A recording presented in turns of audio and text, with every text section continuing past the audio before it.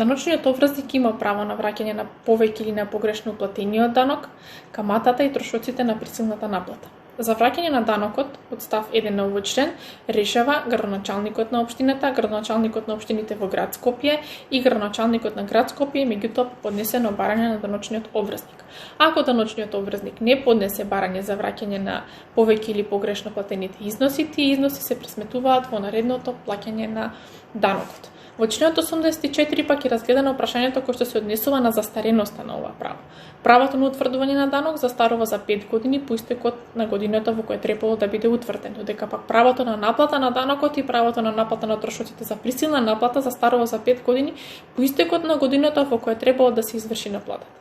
Правото на обврзникот на враќање на неправилно или на повеќе уплатените износи на име на данок, камата и трошоци за присилна наплата застарува за 5 години по истекот на годината во која е извршена уплатата.